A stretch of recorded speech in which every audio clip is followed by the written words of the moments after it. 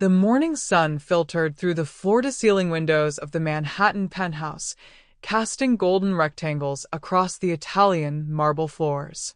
Elena Morales moved quietly through the sprawling living room, her cleaning caddy barely making a sound as she worked.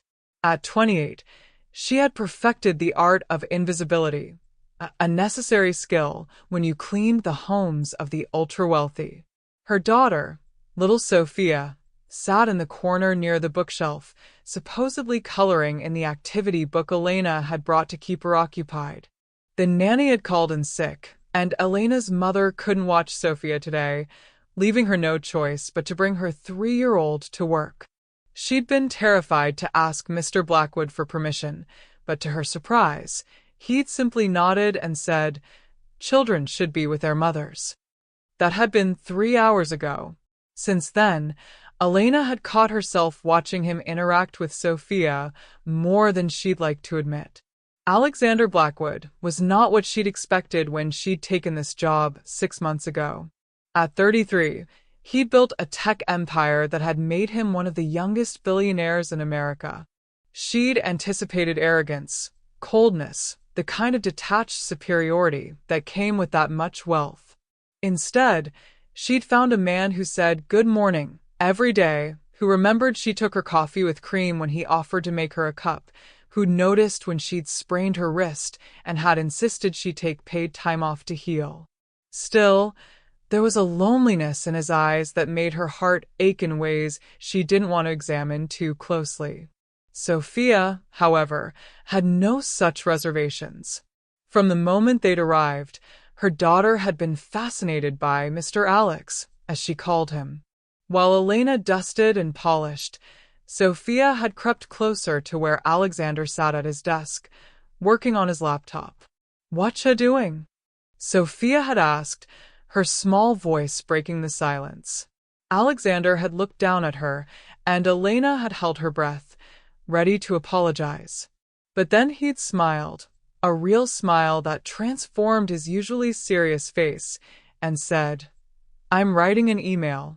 Do you know what that is?" Now, as Elena cleaned the windows overlooking Central Park, she could hear them talking. Alexander had abandoned his work entirely and was sitting on the floor with Sophia, helping her with a puzzle. "This piece goes here," Sophia declared with the absolute confidence only a 3-year-old could muster. "Are you sure?" Alexander asked gently. "What if we try it this way?" "Oh, you're right. You're really smart, Mr. Alex." Elena's heart squeezed. Sophia's father had left before she was born, disappearing when Elena refused to terminate her pregnancy. Since then, it had been just the two of them against the world. Sophia had never known a father's attention, had never had a man sit patiently with her, speaking to her like her thoughts mattered. What Elena didn't know was that Sophia had been thinking about this very thing all morning. At 3 years old, her understanding of the world was still forming, still magical, still governed by the logic of fairy tales and the stories Elena read to her each night. In those stories, the good people proved themselves through tests. The prince climbed the tower. The hero answered the riddle. The fairy godmother appeared when you truly needed her. Sophia had seen how Mama looked at Mr. Alex when she thought no one was watching. She'd felt how happy Mama seemed in this beautiful house, how she hummed while she worked here, something she didn't do at the other houses. And Sophia had noticed how Mr. Alex's whole face changed when Mama entered a room, how his eyes followed her, how his voice became softer. In Sophia's 3-year-old mind, a plan began to form. She would test him, like in the stories. She would cry, and she would see what he did. Because anyone could be nice when a little girl was happy and easy. But Mama had taught her that you knew who really cared about you when things were hard. When you fell and scraped your knee. When you had a nightmare. When you cried. Sophia watched as Mr. Alex checked his watch. "I have a conference call in 5 minutes," he said, standing up. "But maybe we can finish this puzzle later?" "Okay," Sophia said, and as he walked toward his office, she made her decision. She waited until he'd closed the door. She waited until Mama was in the kitchen, organizing the cleaning supplies. And then, Sophia sat down on the plush cream carpet, took a deep breath, and began to cry. Not real tears at first. She was only 3 after all, and manufacturing actual tears was beyond her current skill set. But she made the sound, the heartbroken wailing that usually brought Mama running. She scrunched up her face the way she did when she'd actually hurt herself.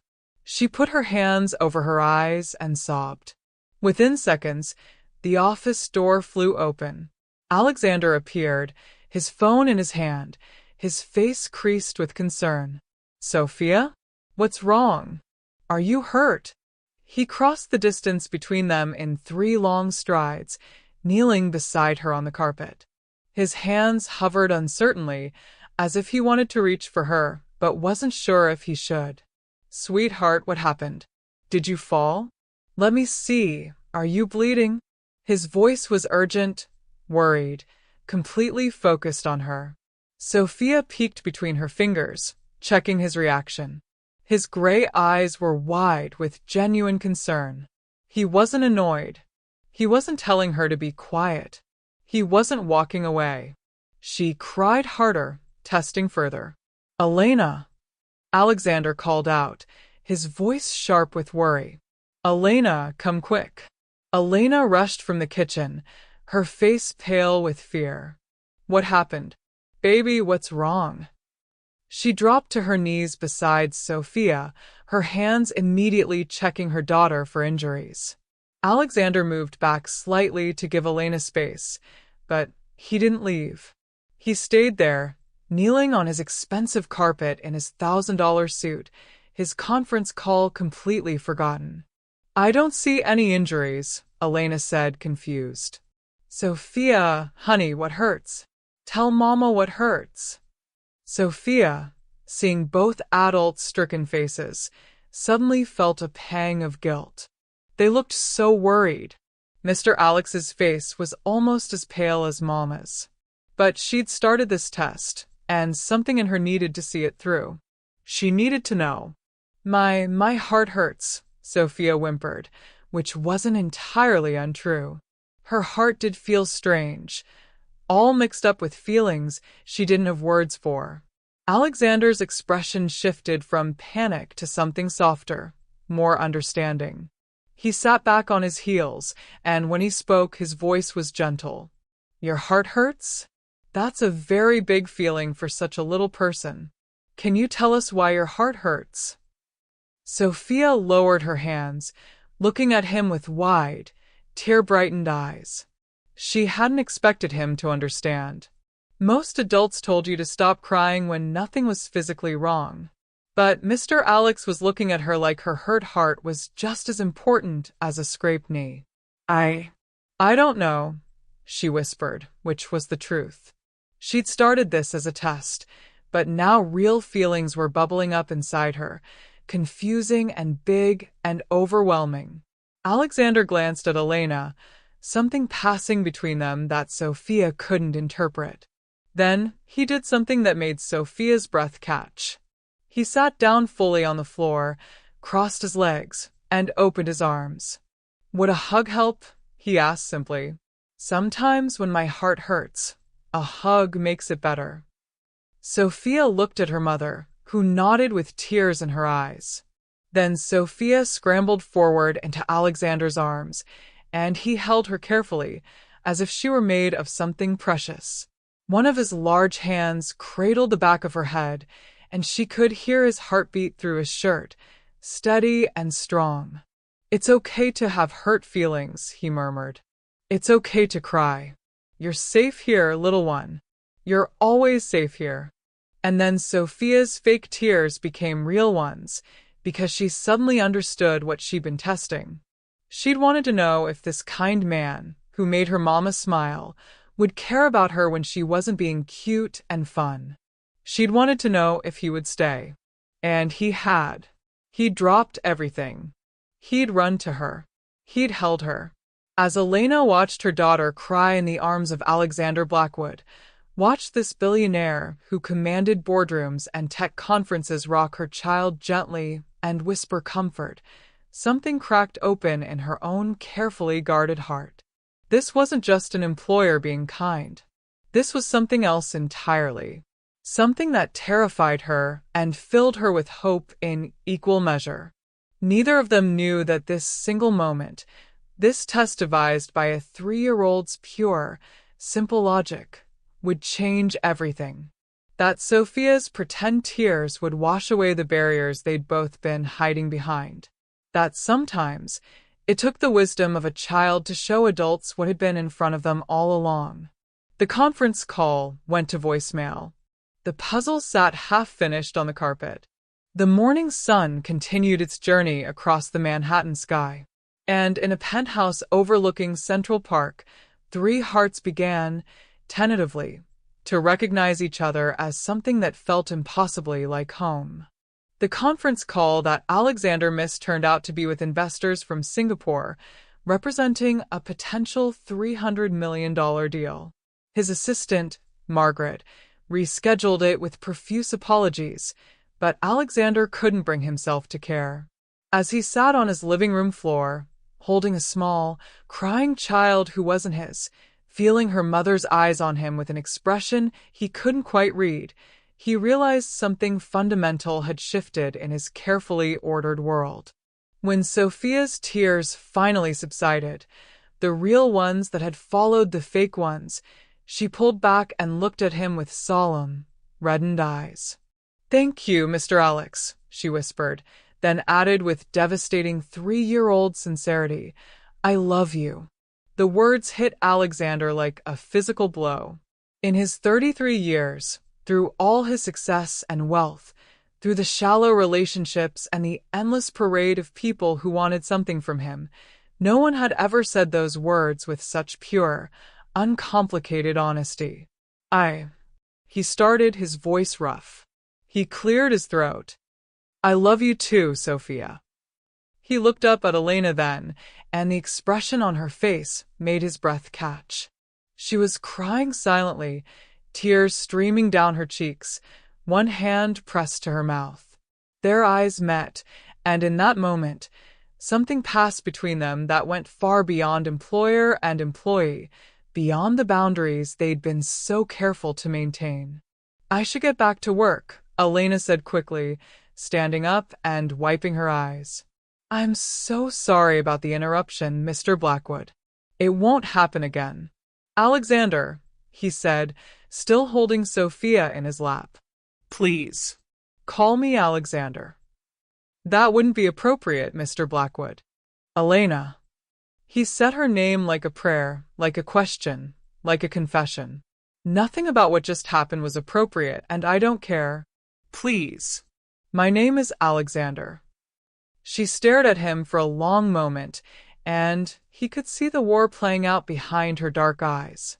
Fear and hope, caution and longing.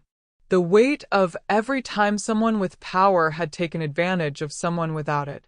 The knowledge that she needed this job, that she couldn't afford to misread the situation, that her daughter's welfare depended on her making smart choices.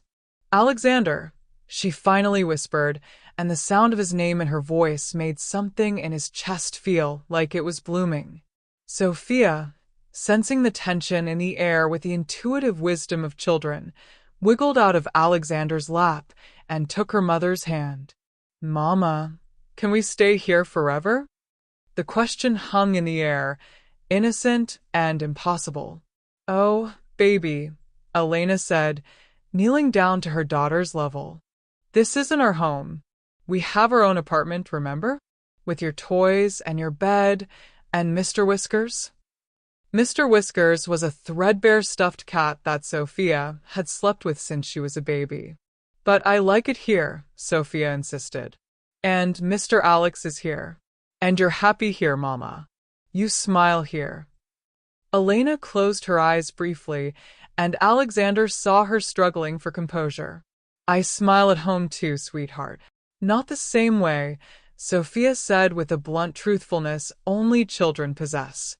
Here you smile like the princess in the story. When she finds the castle where she belongs. Alexander stood up, his heart hammering. This was a precipice, he knew. He could step back, laugh it off, restore the professional boundaries that had been crumbling for months. He could protect himself from the vulnerability of wanting someone this badly. He could retreat into the safe loneliness of his carefully controlled life. Or he could jump. What if? He started, then stopped. Took a breath. Started again. What if you did stay? Not forever, I know that's Sophia's wish, but what if you stayed for dinner? Both of you. I could order from that Italian place that delivers. Sophia likes pasta, right? Elena stood slowly, still holding her daughter's hand. Mr. Black, Alexander. I can't. You're my employer. There are lines. Lines I've wanted to cross since the day I watched you reorganize my entire kitchen because you said it was inefficient, and no wonder I never cooked, Alexander interrupted. Lines I've been thinking about every time you laugh at something I say, or when you hum while you work, or when you bring me coffee without me asking because you notice I'm tired. Lines that stopped meaning anything the moment my heart nearly stopped because I thought Sophia was hurt. Elena's breath caught. You can't say things like that. Why not? Because you work for me? Then you're fired. Her eyes widened. What? You're fired, he repeated, taking a step toward her. As of right now. I'll write you a check for 6 months' salary. Hell, 12 months. You're no longer my employee, Elena. Now will you have dinner with me? You can't just fire me. Elena's shock was giving way to anger. I need this job.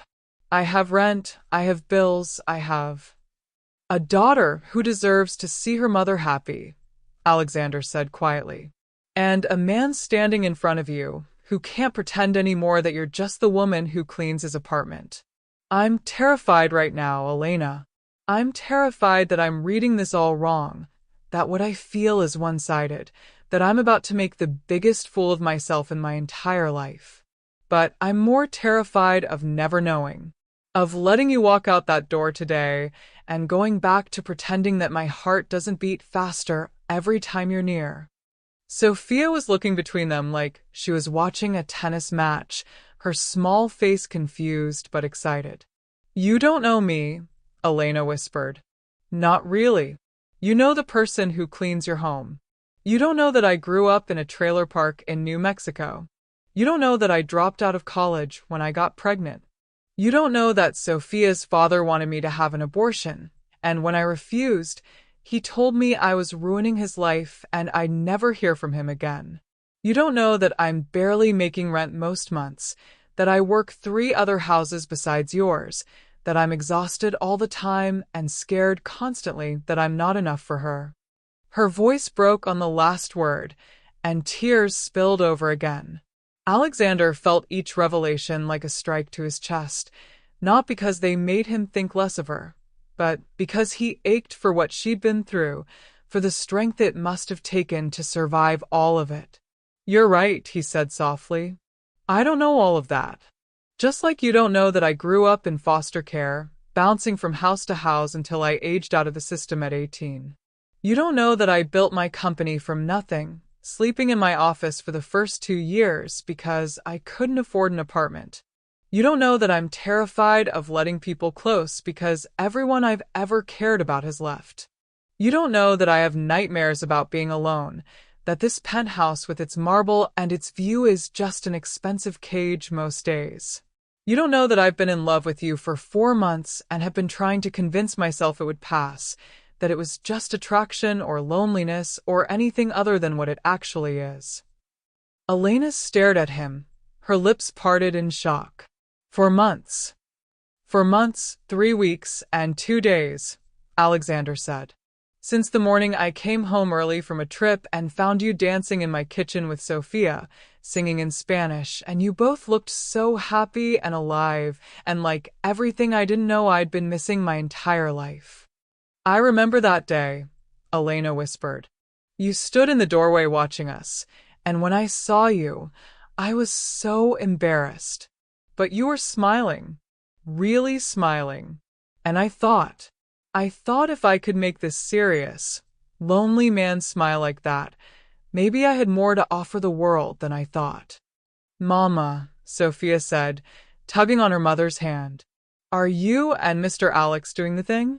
The thing from the movies where people realize they love each other. Despite everything, Elena laughed, a watery, broken sound. Baby, this isn't a movie. But do you love him? Sophia pressed with childish persistence. He said he loves you. That's what he meant, right, Mr. Alex? Alexander knelt down so he was at Sophia's eye level. You're a very smart little girl. Yes, that's what I meant. I love your mama very much. But loving someone doesn't mean they have to love you back, and it doesn't mean things are simple. Life is more complicated than movies. Sophia frowned, considering this. Then she looked at her mother. But you do love him, Mama. I know you do. You told Abuela on the phone that you wish things were different. That Mr. Alex was the kind of man you dreamed about before you stopped letting yourself dream. I heard you. Elena's face flushed deep red. Sophia, you were supposed to be sleeping. I was mostly sleeping, Sophia said defensively. But you were talking loud, and you said his name, and I wanted to hear. Alexander stood back up, his heart in his throat. Elena, is that true? For a long moment, she didn't answer. Alexander watched emotions play across her face, fear, longing, resistance, hope. He'd built a billion-dollar company on his ability to read people, to anticipate moves, to strategize. But in that moment, he felt utterly powerless. Everything he wanted most in the world depended on what this woman said next. I can't, Elena finally said, but her voice was agonized. Don't you see? Even if you're not my employer anymore, the power imbalance is still there. You're a billionaire. I'm a single mother who cleans houses. What happens when you realize I don't fit in your world?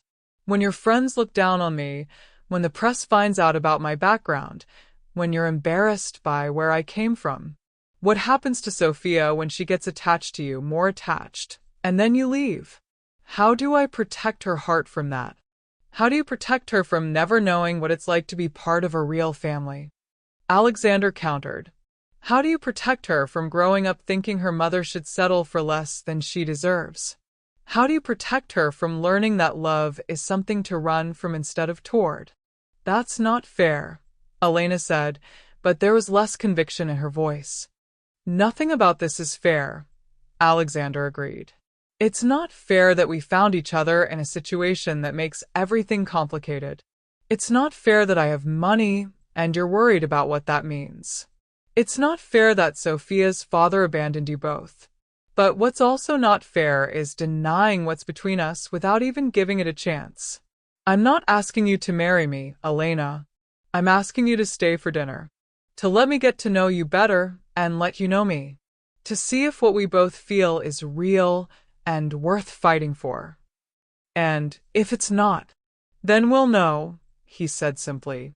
And I'll still give you a year's salary as severance and we'll both move on. But if it is real... He took a step closer, close enough now that he could smell the faint scent of her shampoo, something simple and clean. If it's real, Elena, we'll figure out the rest. Together. Elena looked down at Sophia, whose small face was bright with hope. Then she looked back up at Alexander, and he saw the moment she decided. Saw the fear remain, but determination rise alongside it.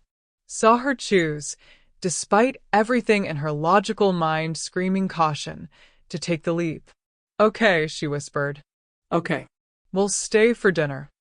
The smile that broke across Alexander's face was like sunrise. Yeah, Elena said, and she was smiling too now, tentative but real. But I'm not fired. I quit. There's a difference. Fair enough, Alexander laughed. You quit. And now you're a woman I'm taking on a date. A date that happens to be in my apartment because your daughter is here, but still counts as a date. Our first date with a chaperone, Elena said, looking down at Sophia with amusement. What do you think about that, baby? I think I should get extra dessert, Sophia said immediately. 'Cause I'm working hard making sure you don't get too kissy face. Both adults burst out laughing, and the tension that had filled the room began to ease into something warmer, more natural. Alexander walked to his phone to order dinner, already knowing Elena's favorite dishes from the months of watching her eat her lunch in his kitchen. Elena sank onto the couch, suddenly exhausted from the emotional whirlwind. And Sophia climbed up next to her mother, leaning her small head against Elena's arm with a satisfied smile. I knew Mr. Alex would pass the test, Sophia whispered. Elena looked down at her daughter. What test, baby? But Sophia just smiled and said nothing, her secret safe. She was only 3 years old, but she'd understood something important today. She'd learned that real love showed up when things were hard, that the right person didn't walk away when you cried or needed them or were complicated. As Alexander ordered enough Italian food to feed 6 people, his voice happy and animated as he described Sophia's preferences to the restaurant manager, Elena watched him and felt something she hadn't allowed herself to feel in years. Hope. Fragile, terrifying, beautiful hope that maybe, just maybe, fairy tales could happen to people like her. Outside the window, the sun was beginning to set over Central Park, painting the sky in shades of orange and pink. And in a penthouse that had always felt too empty, too quiet, too much like a showcase instead of a home, 3 people sat together and began the tentative, complicated, beautiful work of becoming a family. The dinner that night became the first of many. What started as Italian takeout on Alexander's minimalist dining table evolved into a routine that none of them quite acknowledged, but all of them protected. Elena would arrive in the mornings, but now she came as a guest rather than an employee. Alexander hired a different service to handle the cleaning. Someone needs to clean this place, and it's not going to be you anymore, he'd said firmly, and instead, Elena found herself simply being there, talking with him over coffee. Watching Sophia play in the room Alexander had cleared out and slowly filled with toys. Reading on his couch while he worked at his desk, both of them existing in comfortable silence. 3 weeks passed in a bubble of cautious happiness. They hadn't kissed. They'd barely touched beyond accidental brushes of hands and the hugs Sophia insisted on everyone sharing before she went home each evening. But they talked for hours about everything and nothing. Alexander told her about his years in foster care, about the kind teacher who'd noticed his aptitude for computers and gotten him access to programming books. Elena shared stories about her grandmother in New Mexico who'd raised her after her own parents had died, about her dreams of finishing her degree someday in early childhood education. Sophia, for her part, flourished under the attention of 2 adults who adored her. She taught Alexander how to play Tea Party properly. You have to stick your pinky out, Mr. Alex. That's the fancy way. He taught her basic coding concepts with a game on his tablet, and Elena would watch in amazement as her 3-year-old daughter grasped ideas that seemed impossibly advanced. It was perfect. Too perfect.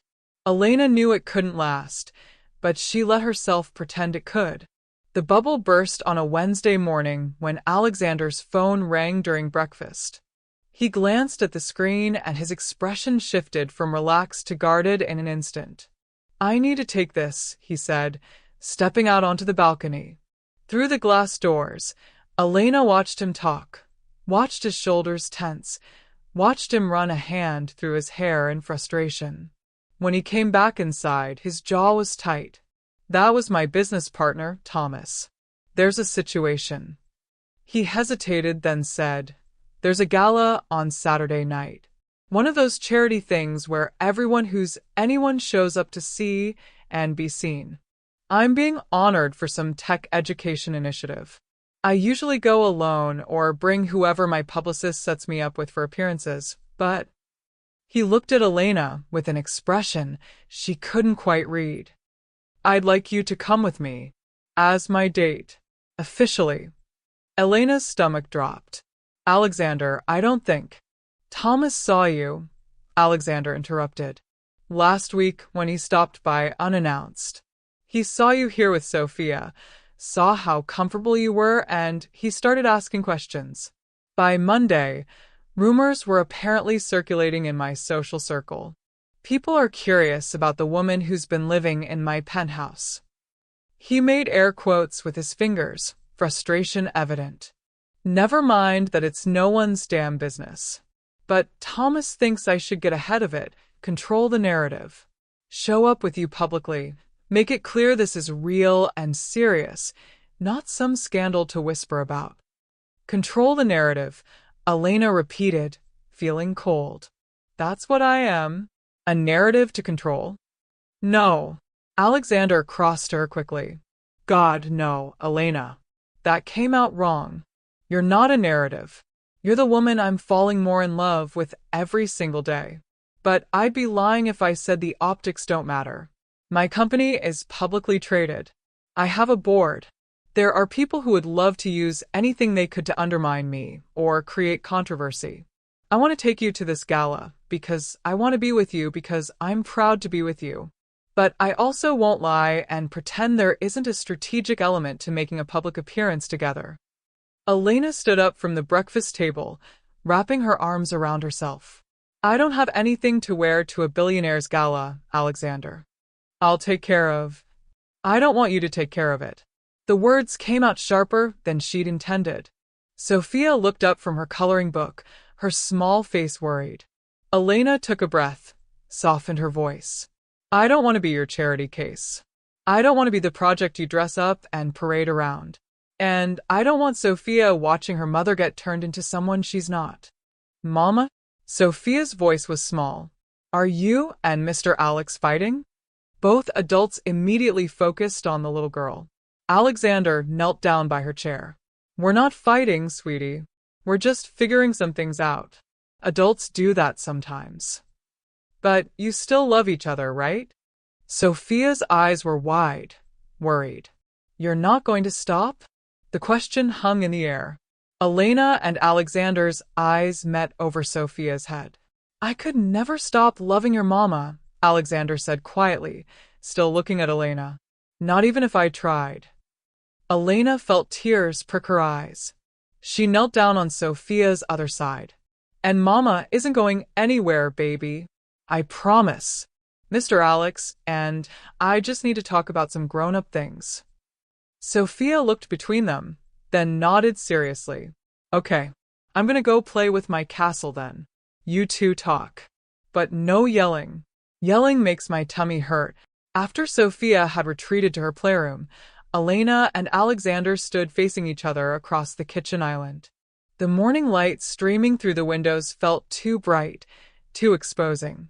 I'm scared, Elena finally admitted. I'm terrified of walking into that gala and being judged. Of people looking at me and knowing I don't belong. Of seeing in their eyes that I'm not good enough for you. You're too good for me, Alexander said fiercely. Elena, you're brilliant and kind and strong in ways I'll never be. You've survived things that would have broken most people. You've raised an incredible daughter on your own. You've worked 3 jobs to give her a good life. The people at that gala? Half of them inherited their wealth. The other half would step over their own mothers to make $1. They're not better than you. They're not even in your league. But they'll think they are, Elena said. And you'll see it happening. You'll see them dismiss me or condescend to me, and eventually, you'll start to see me through their eyes. Alexander walked around the island until he was standing directly in front of her. Slowly, giving her time to pull away, he reached out and took her hands in his. Elena Morales, he said, his gray eyes intense on hers, I have been seeing you clearly since the day we met. I have never seen you through anyone else's eyes. I don't give a damn what those people think. But I understand why you do. I understand why walking into that world feels like walking into a lion's den. So here's what I propose. Come to the gala with me, but only if you want to. Not because I'm asking, not because of strategy or narratives or any of that bullshit. Come because you want to see what it's like. Come because you're curious about that part of my life. Come because maybe, just maybe, you want to get it over with, the first public appearance, the scrutiny, the judgment, so that it's behind us and we can move forward. Elena bit her lip, thinking, what do I wear? We'll go shopping together. You choose what you like and I'll pay for it. Not because I think you can't manage on your own, but because I invited you to a formal event and the least I can do is make sure you have the right attire. Think of it like... He searched for an analogy, like if you invited me to a rodeo and I needed to buy boots and a hat. You'd help me not look like an idiot, right? Despite herself, Elena smiled. You comparing a charity gala to a rodeo. If the boot fits, Alexander said, and was rewarded with a small laugh. Okay, Elena said after a long moment. Okay, I'll go. But I need you to promise me something. Anything. Promise me that if I embarrass you, if I use the wrong fork or say the wrong thing or don't know how to navigate that world, promise me you'll still see me the same way. Promise me you won't regret taking me.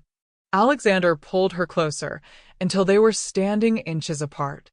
His hands moved from hers to frame her face, his thumbs brushing across her cheekbones with infinite gentleness.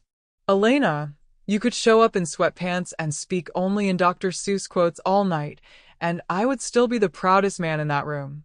The only thing I would ever regret is not fighting hard enough to keep you in my life. Do you understand me? She nodded, not trusting her voice. And one more thing, Alexander said. Sophia can't come to the gala. It's adults only, but I've been thinking, how would you feel about me hiring a proper nanny? Not to replace you. Never that, but to be there when you need help. Someone vetted and trustworthy who Sophia could get comfortable with. Someone who could stay with her Saturday night and any other time we need. Elena's first instinct was to refuse, to insist she could handle it herself as she always had. But she was tired of handling everything herself. She was tired of pretending she didn't need help. And most importantly, she wanted to say yes to this date, to this man, to this terrifying and beautiful possibility blooming between them. Okay, she whispered. A nanny. But I want to interview her. And Sophia has to like her. Deal, Alexander said, and his smile was like sunshine breaking through clouds. Later that day, Alexander canceled all his meetings, and the three of them went shopping. Not to the ultra-luxury boutiques Elena had been dreading, but to a department store where Elena could browse at her own pace, where she didn't feel like every salesperson was judging her. Alexander followed her patiently, Sophia in his arms, offering opinions only when asked. The blue one, Sophia declared when Elena emerged from the dressing room in a midnight blue gown that made her feel like a stranger to herself, a glamorous stranger, but still. You look like a princess, Mama. It's beautiful, Alexander agreed, his voice rough. But only if you feel beautiful in it. Elena turned to look at herself in the mirror. The dress was simple but elegant, classic rather than trendy. It had long sleeves and a modest neckline, but it fit her curves in a way that made her feel feminine and powerful at once. It was the most expensive piece of clothing she'd ever tried on, and yet she felt like herself in it. Just an elevated version. I'll take it, she said, and tried not to think about the price tag. At the register, Alexander handed over his credit card without flinching, then insisted on buying shoes and a clutch to match. When Elena started to protest, he simply said, I make more money in an hour than this entire shopping trip cost. Please, let me do this. Let me take care of you just a little bit. The way he said it, not like she needed taking care of, but like he needed to do it for her, made Elena's resistance crumble. That night, after Elena and Sophia had gone back to their small apartment in Queens, Elena stood in her bedroom looking at the garment bag hanging on her closet door. In 3 days, she would wear that dress and walk into Alexander Blackwood's world officially. She would face the judgment and the stares and the whispered questions. Her phone buzzed with a text from Alexander. "Thank you for saying yes. I know you're probably lying awake worrying, so I wanted to remind you, you're not alone in this. We're together. Whatever happens, we're together." Elena typed back, "I'm definitely lying awake worrying, but I'm also excited. Is that crazy?" His response came immediately. "If it's crazy, we're both crazy. Go to sleep, Elena. Dream about Saturday. Dream about dancing with me. Dream about the moment I get to introduce you as the woman I love." Elena fell asleep with her phone in her hand and a smile on her face, her worries temporarily quieted by the steady certainty of his words. 3 days had never seemed so long or so short all at once. Saturday evening arrived with the intensity of a storm on the horizon, inevitable, electric, impossible to avoid. Elena stood in front of her bathroom mirror, her hands trembling slightly as she attempted to fasten the delicate clasp of the silver necklace Alexander had sent over that morning. A note had accompanied it.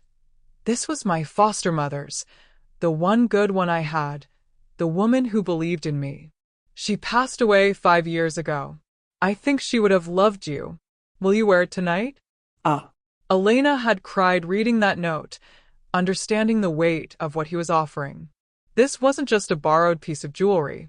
It was trust history, a piece of his heart. "Mama, you look like a queen." Sophia bounced on Elena's bed, her own excitement palpable even though she wouldn't be attending. The nanny Alexander had hired, a warm, grandmotherly woman named Ruth who Sophia had taken to immediately, would be staying with her tonight.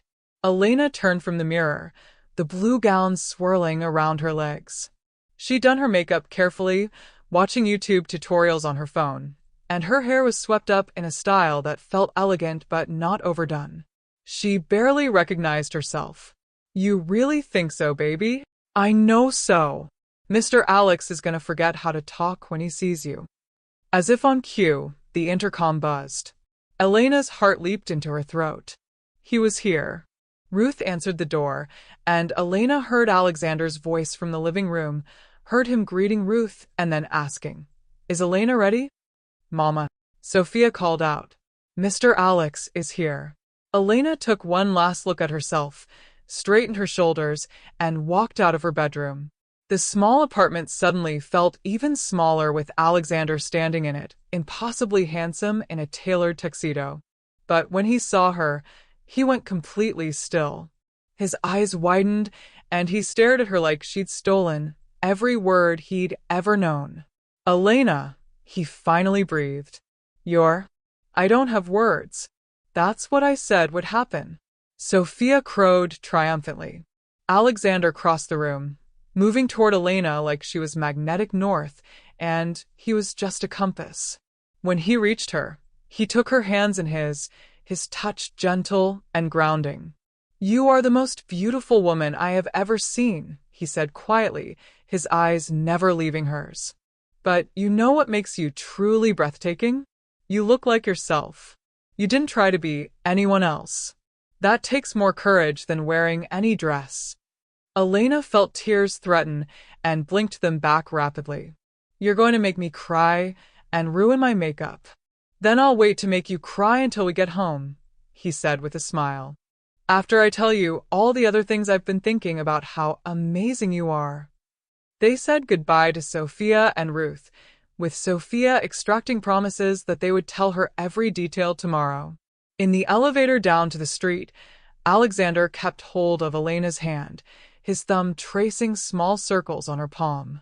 "Are you nervous?" he asked. "Terrified," Elena admitted. "But also ready. I think. Maybe. Ask me again in 20 minutes. The limousine waiting outside her building felt absurd and wonderful all at once. As they drove through the city toward the Plaza Hotel where the gala was being held, Alexander briefed her on who would be there, which people were genuinely kind and which were sharks in expensive clothing. Thomas will be there with his wife, Cynthia. They're good people. Thomas has been my business partner since the beginning. He's the only person from that world I really trust. Cynthia is lovely, very down to earth. She was a public school teacher before she married Thomas. That's good to know, Elena said, grateful for the information. And then there's Victoria Sterling, Alexander continued, his tone cooling. She runs a venture capital firm, sits on several boards including mine. She's brilliant, ruthless, and has been trying to get me to date her daughter for the past year. She won't be pleased to see you with me. Perfect, Elena said dryly. Love to start the evening by making enemies with powerful people. She was never going to like anyone I dated who wasn't from her world, Alexander said. But she doesn't vote on anything important, and I don't answer to her. I'm telling you about her, so you're not blindsided. The Plaza Hotel was lit up like a jewel box, photographers lining the red carpet leading to the entrance. Elena's stomach dropped when she saw them. There are photographers? I'm sorry, Alexander said immediately. I should have prepared you better. We can skip the red carpet if you want. Go in through a side entrance. Elena watched the other couples posing and smiling, watched the flashes going off like fireworks. She thought about Sophia's test, about the question beneath it. Will you stay when things are hard? She thought about what she'd be teaching her daughter, if she had now. No, she said, lifting her chin. We go through the front. Together. Alexander's smile was proud and fierce. That's my girl. When they stepped out of the limousine, the noise hit Elena first. The shouts of photographers calling Alexander's name, the click and whir of cameras, the general chaos of the media circus. Alexander's hand was firm on the small of her back, grounding her as they moved onto the red carpet. Alexander, over here. Who's your date? Mr. Blackwood, can we get a photo? Alexander, is this your girlfriend? Alexander stopped at the designated photo area, his arms sliding around Elena's waist to pull her close. Smile, he murmured in her ear. You're doing great. Elena smiled and tried not to think about how these photos would be on the internet within minutes, tried not to imagine people picking apart her dress, her hair, her background. She focused instead on the solid warmth of Alexander beside her, the steady way he held her like she was something precious. After what felt like an eternity but was probably only 2 minutes, they moved into the hotel. The ballroom was spectacular. All crystal chandeliers and gold accents, round tables covered in white linens, a small orchestra playing classical music. The people were just as she'd imagined. Women in gowns that probably cost more than Elena's car, men in tuxedos, everyone holding champagne flutes and talking in that particular way wealthy people did, their voices modulated and controlled. Alexander, there you are? A handsome man in his early 40s approached, a pretty woman with laugh lines and warm eyes beside him. We were beginning to think you'd skip your own event. Thomas, Cynthia. Alexander smiled. I'd like you to meet Elena Morales. Elena, this is Thomas Wright, my business partner and long-suffering friend, and his wife, Cynthia. Cynthia's smile was genuine and immediate. It's so wonderful to meet you, Elena. Alexander has told us absolutely nothing about you, which means you must be important. He only gets secretive about things that really matter. Elena liked her immediately. It's nice to meet you both. Elena has a 3-year-old daughter named Sophia, Alexander said, and Elena's heart warmed at the pride in his voice. She's brilliant and funny and keeps us both on our toes. I have 2 of my own, Cynthia said. 7 and 9 now, but I remember 3. What a magical age. Exhausting, but magical. They talked easily for a few minutes, and Elena felt herself relaxing slightly. But then a sharp voice cut through the conversation. Alexander, darling, there you are. Elena turned to see a tall, thin woman in her 60s approaching, her gown a shade of red that seemed deliberately aggressive. Her gray hair was pulled back in a severe chignon, and her eyes, pale blue and cold, swept over Elena with the precision of a surgical laser. "Victoria," Alexander said, his tone courteous but notably cooler. "Good evening. I was just telling Caroline that you'd probably come alone again this year, and yet here you are with—" She paused, her gaze raking over Elena again. "I don't believe we've met." "This is Elena Morales," Alexander said, his hand tightening almost imperceptibly on Elena's waist. "My girlfriend. Elena, Victoria Sterling." "How unexpected," Victoria said, her smile not reaching her eyes. "And what do you do, Elena?" Here it was. The question Elena had been dreading. She could feel Thomas and Cynthia watching, could feel Alexander's tension beside her. She could lie, could evade, could try to dress up her reality into something more palatable. Or she could be exactly who she was. "I'm between careers right now," Elena said, keeping her voice steady. "I've been working in residential services while raising my daughter, but I'm planning to go back to school to finish my degree in early childhood education." She'd reframed it, made it sound less like, "I clean houses," and more like a professional transition, but she hadn't lied. And from the way Victoria's eyes narrowed, the woman knew exactly what residential services meant. "How industrious," Victoria said. "And your daughter, is she here tonight?" "She's 3, so no," Elena said. "This isn't exactly a child-friendly environment." 3 and already a single mother? Victoria's voice was all false sympathy. "That must be so difficult for you." "Victoria," Alexander's voice was hard as steel. "I think I see someone I need to speak with. If you'll excuse us." He steered Elena away firmly, and Elena could feel the fury radiating off him. When they were out of earshot, he stopped and turned to her. "I'm sorry. I'm so sorry. I should have warned you more specifically about her. She's a mean old woman who gets her power from making other people feel small." Elena finished. "Alexander, I've dealt with worse than her. I've had landlords who tried to cheat me on rent, bosses who grabbed my ass and thought I'd stay quiet because I needed the money, teachers who looked at my pregnant belly and told me I was throwing my life away. Victoria Sterling with her designer gown and her judgy eyes? I can handle her." Alexander stared at her for a moment, then let out a breath that was half laugh, half relief. "God, I love you." The words hung in the air between them. He'd said it before, that he loved her, but this was different. This was simpler, more real, stripped of context or drama. Just a statement of fact. "I love you too," Elena said, and meant it with every fiber of her being. The rest of the evening passed in a blur of introductions and small talk. Most people were polite, some were genuinely warm, and a few were like Victoria, cold and judging, their questions designed to highlight Elena's outsider status. But Elena kept her head high, kept her hand in Alexander's, and kept remembering that she had nothing to prove to these people. When Alexander was called up to accept his award, some crystal trophy for his foundation's work providing computers and coding education to underserved schools, Elena watched from their table with pride swelling in her chest. He gave a short speech about opportunity and access, about how talent was universal but resources weren't, about believing in people even when the world had written them off.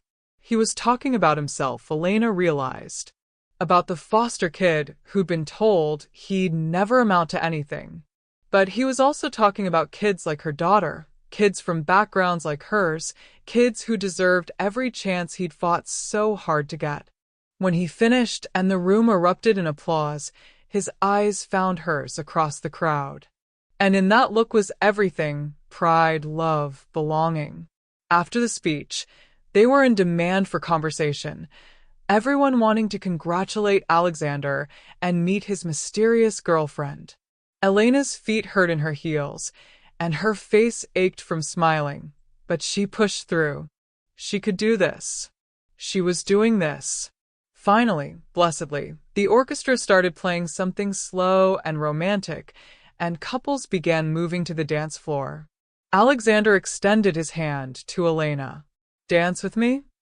"I should warn you I'm not very good," Elena said. "I've watched YouTube tutorials, but—" "I don't care," Alexander said simply. "I just want to hold you." On the dance floor, with his arms around her and her head resting against his chest, Elena finally let herself breathe.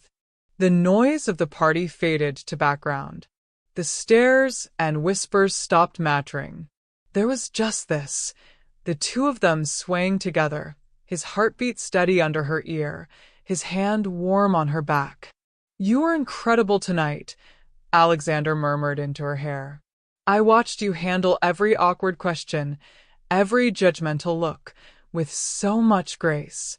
You didn't let them make you feel less than. Do you know how strong that makes you?" "I had a good reason to be strong," Elena said. "I kept thinking about Sophia, about what I want her to learn about navigating the world, about not shrinking yourself to make other people comfortable. You gave me that reason." "You gave yourself that reason," Alexander corrected. "I'm just grateful I get to be here to witness it." They danced through 2 more songs, neither wanting to let go. But eventually, the night wound down, and they said their goodbyes. Thomas and Cynthia invited them to dinner the following week, with Sophia, of course. "Our kids would love to meet her." Several other people asked for Alexander's card, impressed by Elena's insights about early childhood education when they talked during cocktails. Even Victoria Sterling gave them a curt nod as they left, which Alexander whispered was as close to approval as that woman has ever given anyone. In the limousine heading home, Elena kicked off her heels with a groan of relief. Alexander laughed and pulled her feet into his lap, beginning to massage them without being asked. "That feels amazing," Elena sighed. "Thank you for everything tonight, for standing beside me, for being proud of me, for not letting me hide." "Thank you for being brave enough to come," Alexander said. "I meant what I said earlier. You were incredible. But Elena, I need to tell you something." His tone made her look up, worried. "What is it?" "Those photographers tonight. The pictures will be everywhere tomorrow. On social media, gossip sites, maybe even some legitimate press. People are going to dig into your background. They're going to find out about you cleaning houses, about Sophia's father, about all the things you wanted to keep private." "I'm sorry." "I'm so sorry that being with me means losing your privacy." Elena considered this. It should have terrified her. The exposure, the vulnerability, the world picking through her life. But strangely, she felt a sense of relief. "Let them dig," she said finally. "Let them find out I worked 3 jobs to support my daughter. Let them know her father abandoned us. Let them see that I've lived a real life, not some sanitized, privileged existence." Maybe some young woman out there, struggling like I was, will see those articles and know that she doesn't have to be ashamed, that she can be exactly who she is and still deserve love. Alexander stared at her with something like awe. "How are you real?" "I could ask you the same thing," Elena said softly. "A few months ago, you were just the man who owned the apartment I cleaned. Now you're the person I can't imagine my life without." "How did that happen?" "Sophia's fake tears," Alexander said with a smile. "That's where it started for me. The moment I held her and realized I'd do anything to protect her smile. And I knew that loving her meant loving you even more, because you're the reason she's so incredible." Elena felt her eyes well up. "That makeup better be waterproof like the label promised." "Come here," Alexander said, and pulled her into his arms, holding her close as the city lights streaked past the windows. "I know tonight was hard. I know walking into that world and being scrutinized and judged took everything you had. But you did it. We did it. Together." And tomorrow, when the pictures come out and the articles are written, we'll face that together too. Whatever comes, Elena, you're not alone anymore. Do you believe me? Elena lifted her head to look at him, this man who'd somehow become her everything. In his gray eyes, she saw her future. Not perfect, not simple, but real and worth fighting for. I believe you, she whispered. I believe us. When the limousine pulled up to her apartment building, Alexander walked her to her door like they were teenagers on prom night. At her threshold, they stood facing each other, neither wanting the night to end. Can I kiss you? Alexander asked, his voice rough. We've been dancing around this for weeks, but I really want to kiss you right now. I thought you'd never ask, Elena breathed. He cupped her face in his hands, his touch reverent, and kissed her softly. It was sweet and tender, and full of promise. When they pulled apart, both were smiling. Good night, Elena, Alexander said. Good night, Alexander.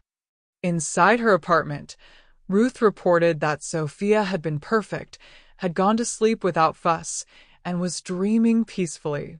After Ruth left, Elena looked in on her daughter, watching her sleep with her stuffed cat clutched to her chest. You were right, baby, Elena whispered. Mr. Alex passed the test. He passed every test. And now we get to see what happens next. She went to bed with her heart full, the taste of Alexander's kiss still on her lips, and the certainty that everything was about to change, for the better. Elena woke to the sound of her phone buzzing incessantly. Groggy and confused, she reached for it, squinting at the bright screen in the darkness of her bedroom. 6:47 a.m. Why was her phone exploding with notifications? She opened her messages first. Texts from numbers she didn't recognize, from old acquaintances she hadn't spoken to in years, from the other mothers at Sophia's preschool. Her hands trembled as she scrolled through them. Girl, are you the Elena Morales dating Alexander Blackwood? Saw your pictures online. Wow. Just wow. Is this real? Please tell me this is real. And then, from her mother, Mija, call me immediately. What is happening? Why are you on the internet? With a sense of dread, Elena opened her web browser and typed in her own name. The results made her stomach drop. Billionaire tech mogul Alexander Blackwood steps out with mystery woman. Who is Elena Morales? Inside the single mother who captured Alexander Blackwood's heart. From cleaning lady to Cinderella, Alexander Blackwood's surprising new romance. That last headline made her feel sick. The article was from a gossip site, and while it wasn't entirely mean-spirited, it laid out every detail of her life she'd hoped to keep private. There were quotes from unnamed sources, probably people she'd worked for, talking about her work ethic and dedication to her daughter. There were photos of her small apartment building. Someone had even dug up her high school yearbook photo, for God's sake. But what really made her blood run cold was the comment section. Hundreds of them. People she'd never met weighing in on her life, her worth, her right to be with Alexander. Gold digger. Obviously. That dress looks cheap on her. You can tell she's trying too hard. He can do so much better. What is he thinking? But there were positive comments too. She's gorgeous, and he looks so happy. Good for them. Love that she's a single mom making it work. More power to her. Finally, a billionaire dating someone with an actual personality instead of another model. Elena sat in her bed, phone in hand, feeling like she'd been stripped naked in front of the entire world. This was what Alexander had warned her about. This was the price of being with him publicly. A soft knock on her bedroom door made her look up. Sophia stood there in her pajamas, clutching Mr. Whiskers, her eyes wide. Mama? Why are you crying? Elena hadn't realized she was crying until Sophia pointed it out. She quickly wiped her eyes and pasted on a smile. Come here, baby. Sophia climbed into bed with her, snuggling close. Did something bad happen? No, sweetie. Nothing bad. Mama's just processing some things. What things? How did you explain to a 3-year-old that the internet was currently debating whether her mother was good enough for the man they both loved? Before Elena could answer, her phone rang. Alexander. She answered immediately. Elena, I'm so sorry. I'm so fucking sorry. His voice was tight with anger and frustration. I've been up since 5 dealing with this. My publicist is working on damage control, but the cat's out of the bag. Are you okay? How bad is it? I don't know, Elena said honestly. I just woke up to hundreds of messages and articles about me, about us. Alexander, they found my apartment building. They have my high school photos. One article called me your cleaning lady.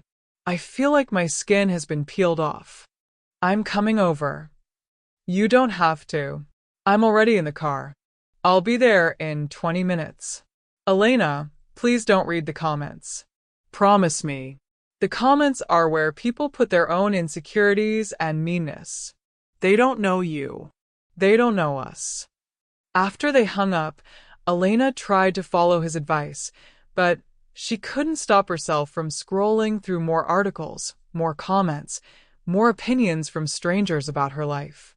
Each negative comment felt like a small cut. Each one that questioned her motives or her worth made her wonder if they were seeing something she was trying to ignore.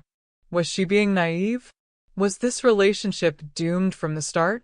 Would Alexander eventually see her the way these strangers did, as someone who didn't belong in his world? When Alexander arrived, he looked like he'd barely slept. His hair was disheveled, his jaw tight with tension.